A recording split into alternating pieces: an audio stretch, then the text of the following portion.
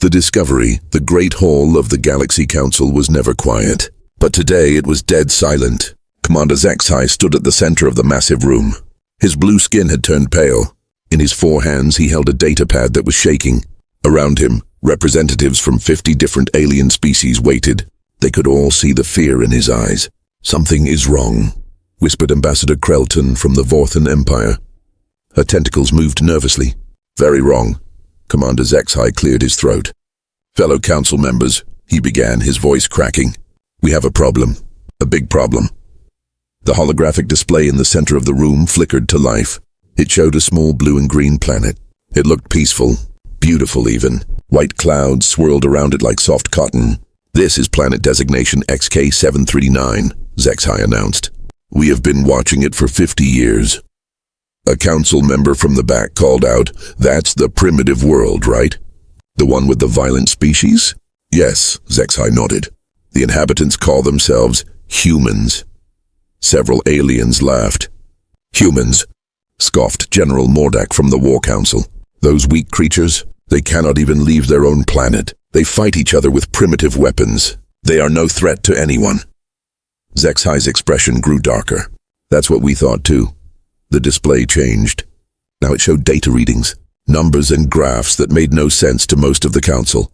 But the scientists in the room started to look worried. "Our deep space scanners picked up some strange energy readings from this planet," HFY continued. "At first we thought it was a mistake. The readings were impossible." Dr. Yilnara, the council's chief scientist, stood up. Her insect-like features were twisted with concern. "Commander, perhaps you should explain what kind of readings." HFY touched his data pad. The numbers on the display turned red. "The planet's core energy signature is off the charts. The atmospheric composition shows traces of elements that should not exist naturally. And the electromagnetic field around the planet, it's not normal." "What does that mean?" asked Ambassador Krelton. "It means," Dr. Yilnara said slowly, "that this planet has been through incredible destruction. Multiple times, the kind of destruction that should have wiped out all life." The room started to buzz with worried whispers. "But that's impossible," General Mordak said. "We've seen these humans. They're weak. They die from simple diseases. They can't even breathe in most atmospheres. They need special suits just to go underwater." HFY looked at him with hollow eyes. "General, how long have you been on the War Council?" 40 years, Mordak replied proudly. "Then you were not here during the Great War." The room went silent again. The Great War. Everyone knew about it, but few were old enough to remember. It happened 10,000 years ago. Almost every species in the galaxy was involved. Billions died. When it ended, many records were destroyed. Too painful to remember? Counselor Etheran was one of the oldest beings in the room. His ancient voice spoke up from the shadows. "Commander, I'm not suggesting anything yet," HFY said. "But Dr. Yilnara, please show them the comparison." The display split into 2 images. On the left was planet XK739. On the right was data from the Great War archives. Dr. Yilnara pointed to the numbers. "These energy signatures match patterns we've seen before. Patterns from battlefields of the Great War. But this is much stronger." "Stronger how?" whispered Ambassador Krelton. "It's like this entire planet is one giant battlefield. Like its people have been fighting and surviving unimaginable disasters for thousands of years." General Mordak laughed nervously. "That's crazy. Look at them. They fight with metal sticks and chemical explosives. They hurt each other over different colored skin. They're primitives." Old Counselor Etheran slowly stood up. His voice was weak but clear. "Commander HFY, I need you to do something for me." "Yes, Counselor." "Access the old database. The really old one. From before the memory wipe." "Memory wipe?" Several council members asked at once. Etheran's eyes were distant, remembering. "After the Great War ended, we made a decision. Some things were too terrible to remember. So we forgot." HFY's hands were shaking more now. "What should I search for?" The old counselor was quiet for a long moment. When he spoke, his voice was barely a whisper. "Search for the name Terra." HFY input the command. The computer began processing, loading. The seconds felt like hours. General Mordak broke the silence. "This is stupid. Even if they had some ancient past, look at them now. They can barely keep their planet clean. They're killing themselves with pollution. "They're nothing." The computer beeped. "Search complete." The display changed. Red warning symbols filled the screen. Alert messages flashed everywhere. "Match found," the computer announced in its cold, mechanical voice. "Species Terran, classification, Omega level threat." The room erupted. Shouting, panic, alien languages mixing together in chaos. But above it all, one more message appeared on the screen in large, red letters. Warning, species quarantined by Galactic Treaty 847C. Reason, extreme danger to all known life. Commander HFY dropped his datapad. It clattered to the floor, the sound echoing in the suddenly silent hall. Old Counselor Ethran sat back down heavily in his chair. He spoke in a voice filled with ancient fear. "Now I remember why we made ourselves forget." The display flickered and went black. The ancient record stone. 1,000 years ago, the galaxy was burning. Massive warships exploded like dying stars across the void of space. Laser beams cut through the darkness. Ships the size of cities crashed into planets. The Great War had been raging for 3 years, and no one was winning. Admiral Kethmore of the Zentari fleet watched his forces get destroyed.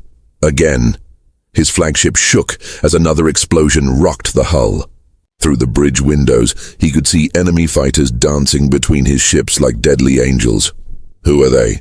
He screamed at his officers. "What species fights like this?" His tactical officer, pale with fear, checked his scanner. "Sir, the enemy ships. They're using weapons we've never seen before. Their tactics make no sense. They should be dead by now, but they keep fighting." Another explosion. Half of Kethmore's fleet was gone. "Sir," his communications officer called out. "We're getting a message from the enemy." "Put it on screen." The display flickered. A face appeared. It was strange looking.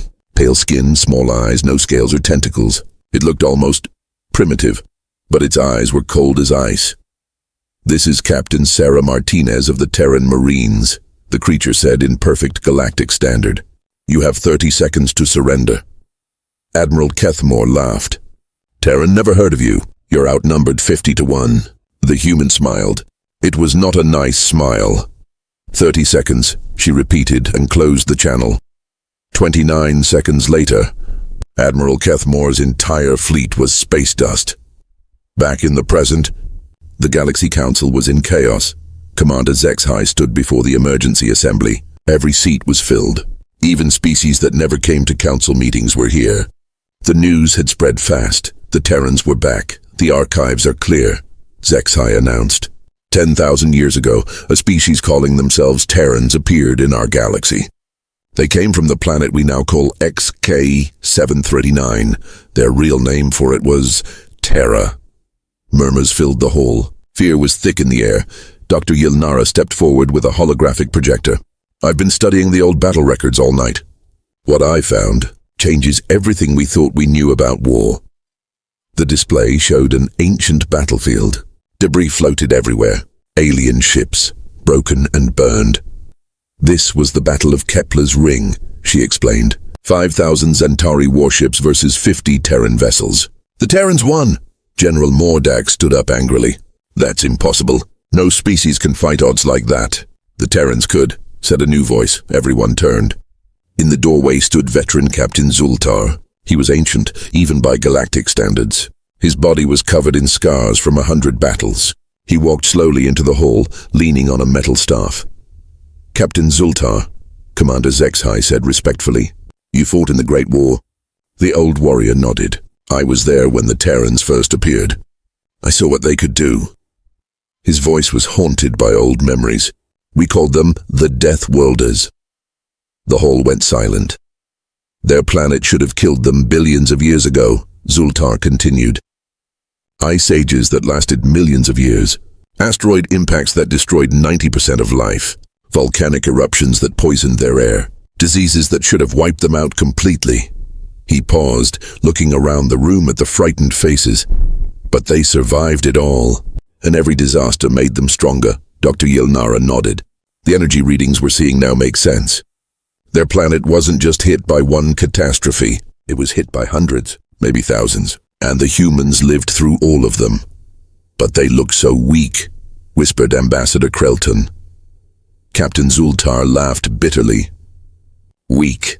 I watched a single Terran soldier fight for 3 days without sleep, food, or water. His weapon was broken. His armor was destroyed. He was bleeding from 12 wounds, and he still kept fighting. The old veteran's eyes grew distant. They don't fight like us. We follow rules. We use proper tactics. We retreat when the battle is lost, not the Terrans. They turn everything into a weapon. They never give up, ever. He pointed his staff at the display. Show them battle record 4847. Dr. Yilnara changed the image. It showed a space station under attack. This was Station Omega 7, Zultar explained. The Terrans were trapped inside with no weapons and no way to escape. The hegemony had them surrounded. The image moved to show the interior of the station. Humans were running through the corridors, but not in panic. They were working together, carrying strange objects.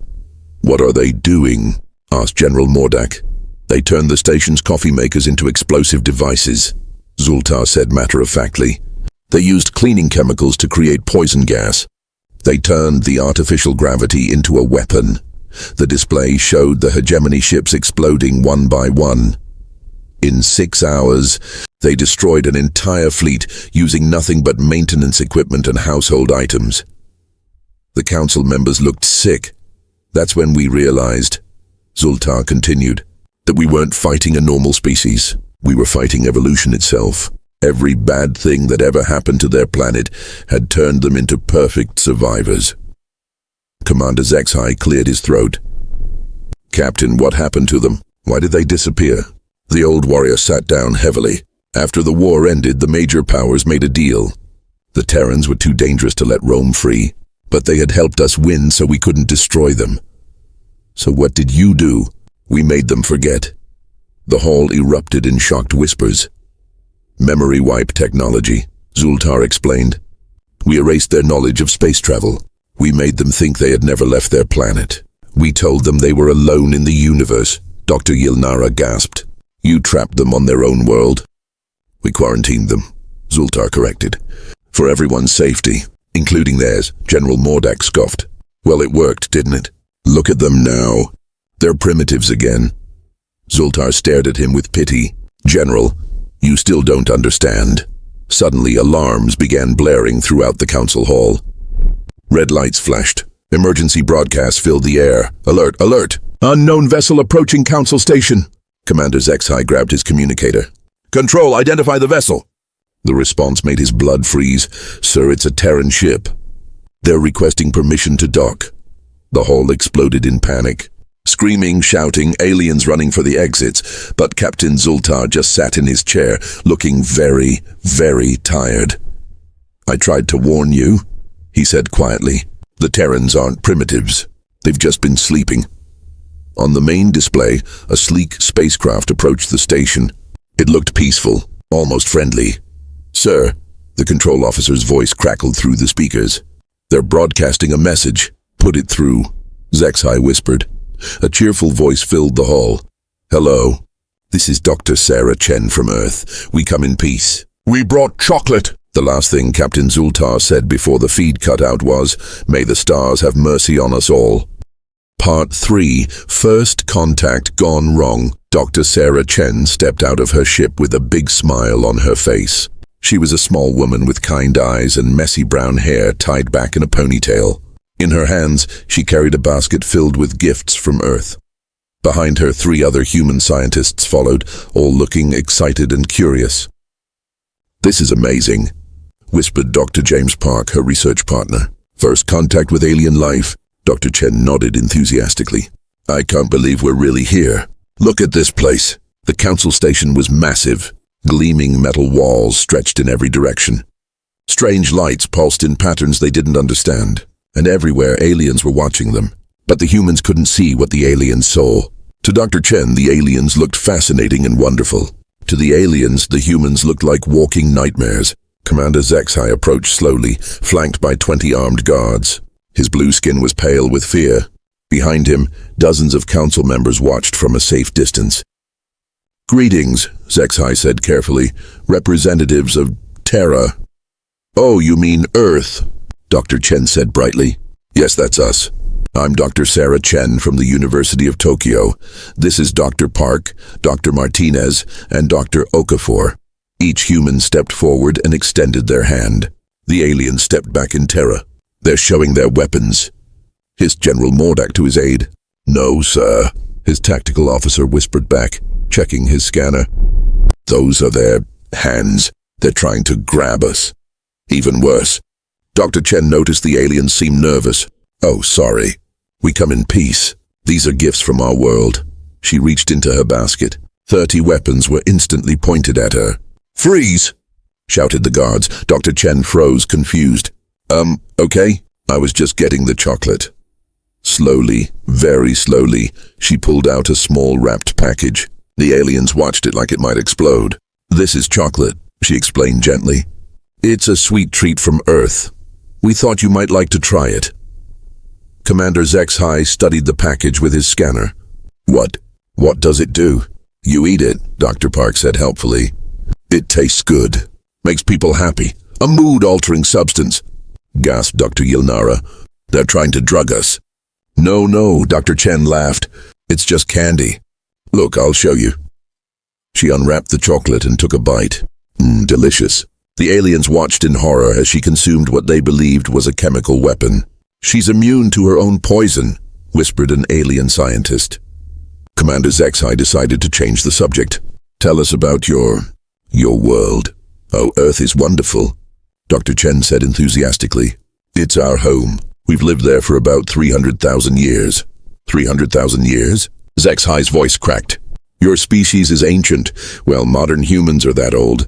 Life itself has been on Earth for billions of years. We've survived ice ages, asteroid impacts, volcanic eruptions, plagues. The aliens exchanged terrified looks. You survived asteroid impacts, whispered Ambassador Krelton. Oh yes, the big one killed the dinosaurs 65 million years ago, but our ancestors made it through. Life finds a way, you know. Dr. Martinez joined in. My favorite period is the Black Death. Fascinating how humanity adapted to survive the plague. You study death as entertainment? General Mordak asked in horror. History, Dr. Martinez corrected. It's important to learn from the past. Dr. Okafor nodded. I study volcanoes. Did you know humans live right next to active volcanoes? Some of our biggest cities are built on them. You build on weapons of planetary destruction? An alien scientist gasped. Volcanoes aren't weapons, Dr. Okafor laughed. They're just volcanoes.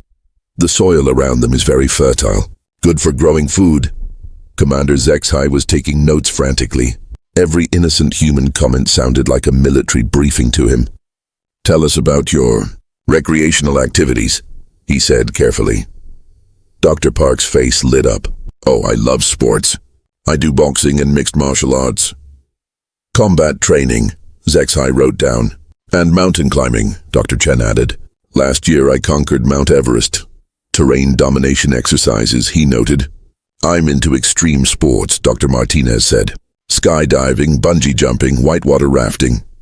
Aerial assault training and survival courses. Dr. Okafor smiled. I spend my weekends swimming with sharks.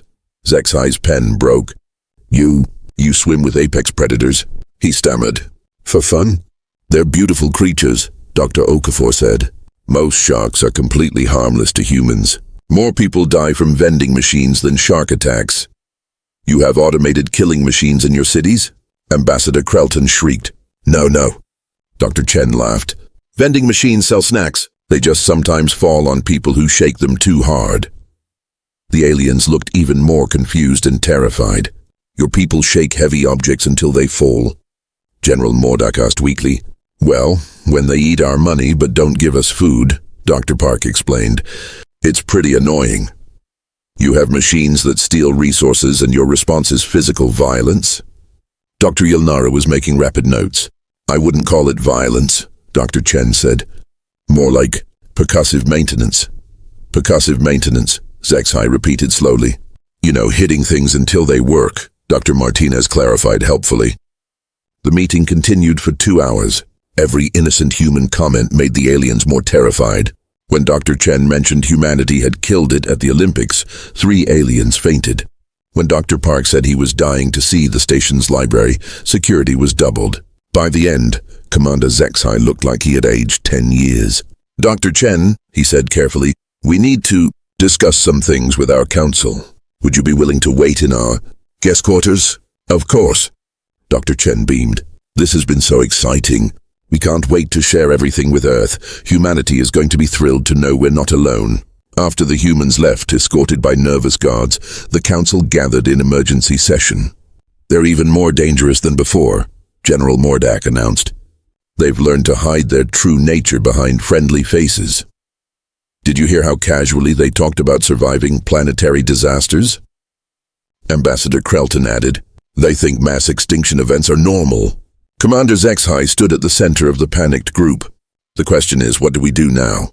Old Captain Zultar, who had been silent during the meeting, finally spoke. "Gentlemen, ladies, beings of the council," he said gravely, "we forgot why we feared them in the first place." He pointed toward the guest quarters, where the humans were probably making themselves comfortable. "They're not trying to be scary. They just are. That's what makes them truly terrifying." On the security monitors, they could see Dr. Chen sharing chocolate with her team, completely unaware of the panic she had caused. "They think this is all perfectly normal," Zultar continued. "To them, surviving impossible odds, turning anything into a weapon, living on a death world, it's just Tuesday." Commander Zexai made a decision that would change everything. "Send a message to all council ships. We need to test them." "Test them how?" Dr. Yilnara asked. A dark smile crossed Zexai's face. "We're going to see what happens when these peaceful humans face actual danger." In their quarters, Dr. Chen was looking out at the stars, completely happy. She had no idea that in 30 minutes her ship would be under attack by fake pirates. And she definitely had no idea that her response would remind the galaxy exactly why they used to call humans the Death Worlders. The test. The pirate ships appeared out of nowhere. Dr. Sarah Chen was in her ship's laboratory, examining alien plant samples through a microscope. Dr. Park was in the kitchen making coffee. Dr. Martinez was reading a book about galactic history. Dr. Okafor was taking a nap. It was a perfectly normal Tuesday afternoon. Then the alarm started screaming. "Warning, warning! Hostile vessels approaching!" Dr. Chen looked up from her microscope, confused. "Hostile vessels? What does that mean?" The ship shook violently. Something had hit them. "We're under attack." Dr. Park called from the kitchen as he spilled hot coffee on himself. Why would someone attack us?" On the council station, Commander Zexai watched through the security monitors. He had hired the Blood Claw pirates for this test. They were known for being ruthless but not too deadly, perfect for seeing how humans really fought. "This should be interesting," he told his officers. "Let's see how these peaceful scientists handle real danger." Captain Skargoth of the Blood Claws was confident. His 3 ships surrounded the small human vessel. He had done this 1,000 times before. "Attention, human ship," he broadcast. "Surrender now and we might let you live." Dr. Chen's voice came back over the radio, sounding confused and polite. Excuse me, but I think there's been a mistake. We're just scientists. We don't have anything valuable." Captain Skargoth laughed. "Everything is valuable to pirates, little human. Prepare to be boarded." He cut the transmission and turned to his crew. "This will be easy. 1 small ship, 4 weak humans. We'll be done in 10 minutes. He was right about the 10 minutes. He was very wrong about everything else. Inside the human ship, Dr. Chen was having a team meeting. "Okay," she said calmly, "we have a problem. 3 pirate ships are trying to rob us." "That's inconvenient," Dr. Park said, still holding his coffee-stained shirt. "We don't really have time for this. I have a research report due tomorrow." "Maybe we should call for help," suggested Dr. Martinez. "The council station is too far away," Dr. Okafor said, checking their communications. "We're on our own." Dr. Chen thought for a moment. "Well, I guess we'll have to handle this ourselves." What happened next would become legend in the galaxy. Dr. Chen went to the supply closet and started pulling out equipment. "James, can you turn the coffee maker into a projectile launcher?" "Sure," Dr. Park said casually. "I'll need some copper wire and that compressed air tank from the lab." "Maria, how's your chemistry?" Dr. Chen asked Dr. Martinez. "Pretty good. What do you need?" "Something to make the air vents." Uncomfortable for uninvited guests. Dr. Martinez smiled. I've got just the thing. Cleaning chemicals mixed with the right catalyst should do it. David, Dr. Chen turned to Dr. Okafor. Can you mess with the artificial gravity? Easy, Dr. Okafor replied. I wrote my thesis on gravitational fields. Want me to make it unpleasant? Very unpleasant. The pirates docked with the human ship. Captain Skargoth and his boarding party of 12 warriors entered through the airlock. All right, humans, Skargoth shouted. Come out with your hands up! Silence. I said come out. Still nothing. Check the ship, he ordered his men. Find them. The pirates split up and began searching. That's when things got weird. The first pirate opened a door and got hit in the face with a stream of boiling coffee traveling at 200 miles per hour. The makeshift coffee launcher had turned Dr. Park's morning beverage into a high-pressure weapon. The second pirate tried to go down a corridor and suddenly found himself floating upside down as the artificial gravity flipped. Then it flipped again and again. He threw up inside his helmet. The third pirate entered the lab and immediately started coughing. The air was filled with a chemical mixture that smelled like rotten eggs mixed with ammonia. It wasn't deadly, but it was definitely unfriendly. What's happening? Captain Skargoth screamed into his communicator. His ship's weapons officer was watching the scanners in confusion. Sir, the human ship's energy readings are spiking. They're doing something to our boarding party. Meanwhile, Dr. Chen and her team were calmly working their way through the ship, using maintenance tunnels to stay hidden. The gravity trick is working great, Dr. Okafor reported through their improvised radio system. I've got 3 pirates stuck to the ceiling. My chemistry experiment is a success too, Dr. Martinez added. 2 more pirates have retreated to the airlock. They're not happy. Dr. Park's voice crackled through. Coffee launcher is out of ammunition, but I've rigged the fire suppression system to spray industrial lubricant. The corridors are now very slippery. 4 more pirates went down, sliding helplessly into walls. Captain Skargoth was getting desperate. Forget the ship. Just grab the humans and let's go. But where were the humans? Dr. Chen was in the engine room, doing something that would have impressed even veteran soldiers. She was turning the ship's waste recycling system into a delivery method for her team's improvised weapons. Okay, everyone, she said into her radio. In 30 seconds, every air vent in the ship is going to spray a mixture. Part 5. The New Galaxy Order. The news spread across the galaxy like wildfire. The Terrans have returned. On the planet Zerion, the insectoid hive queen called an emergency meeting. Her species had fought humans in the Great War, they remembered. Seal the borders, she commanded. No ships in or out. If the Death Worlders are back, we hide until we know their intentions. On the war world of Kratos, General Thexran received the news while training his soldiers. His grandfather had told him stories about the human warriors. Stories that gave him nightmares. Double our military production, he ordered. If the humans want war, we'll be ready. But on the peaceful trade world of New Haven, Ambassador Veltar had a different reaction. The humans defeated pirates with coffee makers. He read from the report. Fascinating. I want to meet these creative beings. The galaxy was splitting into 3 groups. Those who remembered and were terrified, those who wanted to use humans as weapons, and those who genuinely wanted to be friends. There were very few in the 3rd group. Dr. Sarah Chen sat in the council's main conference room, completely unaware of the chaos she had caused. Around the table sat representatives from 50 species, all staring at her like she might explode at any moment. So, Dr. Chen said cheerfully, when do we get to start the cultural exchange program? Commander Zexai cleared his throat nervously. Dr. Chen, before we discuss that, we need to ask you some questions. Of course.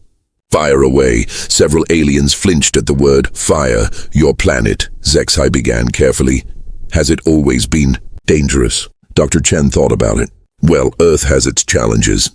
We get hurricanes, earthquakes, tsunamis, volcanic eruptions, ice storms, heat waves, droughts, floods. She paused, seeing the horrified looks on alien faces. But that's normal, right? Every planet has weather. Dr. Chen, Ambassador Krelton interrupted. Most planets have one type of weather, maybe 2. Oh, Dr. Chen said, surprised. Well, variety keeps life interesting. Dr. Yelnara leaned forward. How do your people handle these challenges? We adapt, Dr. Park said, joining the conversation. When there's a hurricane, we board up our houses and wait it out. When there's an earthquake, we build better buildings. When there's a flood, we make boats. You fight your planet's attempts to kill you, General Mordak stated. We don't really think of it as fighting, Dr. Martinez corrected. More like working with what we have. Dr. Okafor nodded. My grandmother lived through 5 major earthquakes, 3 volcanic eruptions, and 2 tsunamis. She used to say, nature keeps us strong. The aliens exchanged worried glances. Dr. Chen, Commander Zexhai said slowly, what would you do if this station was attacked by a hostile fleet? Dr. Chen blinked. Why would someone attack a peaceful research station? Hypothetically, she thought for a moment. Well, I suppose we'd have to defend ourselves. Use whatever resources we have available. Like you did with the pirates? That wasn't really defending, Dr. Chen said modestly. That was just solving a problem. If we faced a real military threat, we'd have to get creative. Every alien in the room went pale. Creative how? Whispered Ambassador Krelton. Dr. Chen shrugged. I don't know. Depends on what's available. This station has a lot of interesting systems. Artificial gravity, atmospheric controls, power distribution networks, waste management. She was thinking out loud, and with each word, the aliens looked more terrified. The docking bays could be turned into launchers. The air recycling system could distribute, well, lots of things. And the reactor could probably be overcharged to create an electromagnetic pulse. You want to turn our space station into a weapon? General Mordak asked weakly. Only if necessary, Dr. Chen said reasonably. We're scientists, not warriors. We prefer peaceful solutions. Captain Zultar, who had been silent, finally spoke. Dr. Chen, what does your species consider a peaceful solution? Well, talking things out is always best, but if someone insists on fighting, we end the fight as quickly as possible so everyone can go back to being peaceful. How quickly? Zoltar asked. Depends on the situation. The pirate thing took about 10 minutes. A bigger problem might take longer. The old veteran nodded grimly. And if talking doesn't work? Dr. Chen's expression became serious for the first time. Then we make sure the problem doesn't happen again. The room went dead silent. After a long moment, Dr. Chen brightened up again. But enough about hypothetical conflicts. We brought more gifts. She reached into her bag and pulled out a small device. This is a smartphone. It contains most of human knowledge plus games and music. The aliens stared at the device like it was a bomb. All of your knowledge in one small device? Dr. Yelnara asked. Well, not all of it. Just the internet. You know, science, history, art, literature, cat videos. Cat videos. Small predatory animals being amusing, Dr. Park explained helpfully. You watch predators for entertainment? Ambassador Krelton squeaked. They're not really predators, Dr. Martinez laughed. They're pets. We keep them in our houses. You live with predators voluntarily. General Mordak was taking notes frantically. Cats are hardly predators, Dr. Okafor said. Now, if you want to see real predators, you should visit Australia. Everything there is trying to kill you, and people live there. Zoltar asked. Oh yes, millions of people. They love it. Very friendly folks. The meeting continued for 3 hours. Every innocent comment from the humans made the aliens more convinced that Earth was a nightmare world, populated by friendly monsters. When Dr. Chen mentioned that humans enjoyed swimming in oceans full of sharks, jellyfish and other dangerous creatures, 2 ambassadors fainted. When Dr. Park explained that humans climbed mountains for fun, even though mountains could kill them in dozens of ways, General Mordak excused himself to be sick. When Dr. Martinez casually mentioned that humans had survived a nuclear war, the emergency session was called, but the final straw came when Dr. Okafor showed them pictures of human children.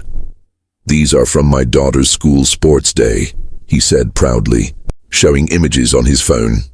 The aliens saw small humans throwing heavy objects, running at high speeds and engaging in combat sports. You train your young for warfare, Ambassador Krelton whispered. It's not warfare, it's physical education, Dr. Okafor explained. Exercise is important for growing bodies and minds. Your children choose to undergo physical hardship? Dr. Yelnara asked in amazement. Well, some complain about it, Dr. Okafor admitted, but they understand it's good for them. The aliens looked at each other with new understanding. The humans weren't just accidentally terrifying, they were raising the next generation to be just as scary. Commander Zexai made the announcement 3 days later. The Galactic Council has voted, he said to the assembled representatives. We will establish formal diplomatic relations with the Terran species. The vote had been close, 26 in favor, 24 against. However, he continued, certain protocols will be established. The protocols were extensive. No human ships could carry more than basic scientific equipment. Human visitors must be accompanied by council liaisons at all times. No human could be challenged to any form of competition. All human gifts must be thoroughly analyzed before distribution. Emergency evacuation procedures must be in place wherever humans were present. Dr. Chen, who was watching the broadcast from her ship, turned to her team. They seem very safety conscious, she observed. That's good. Safety is important. 6 months later, the first official human delegation arrived at the council station. It was led by Ambassador Rebecca Thompson, a kind-looking woman in her 50s who brought cookies and flower seeds as gifts. Within a week, she had accidentally suggested improvements to station defense systems that made military experts weep, organized a fun run that left alien participants questioning their will to live, taught alien children human games that their parents considered torture devices, solved 3 major engineering problems using paper, clips and coffee. The aliens began to understand that Dr. Chen's team hadn't been unusually dangerous. They were just typically human. 1 year after first contact, Captain Zultar sat in his retirement quarters, reading reports from across the galaxy. Human exploration ships were spreading out among the stars. Everywhere they went, the same pattern repeated. Humans arrived with gifts and smiles, offered to help with local problems, and left behind communities that didn't know whether to build statues in their honor or hide under their beds. A young officer brought him the latest report. Sir, the humans have offered to help the Zentari with their overpopulation problem. Zultar looked up with interest. Oh, what did they suggest? Colonizing the radioactive moons of their home system. They say the radiation isn't that bad and the low gravity would be fun. Zultar sighed. What did the Zentari say? They're considering it. The humans make it sound so normal. The old veteran looked out his window at the stars. Somewhere out there, human ships were exploring, discovering, and helpfully solving problems in ways that redefined the word creative. You know what the strangest part is?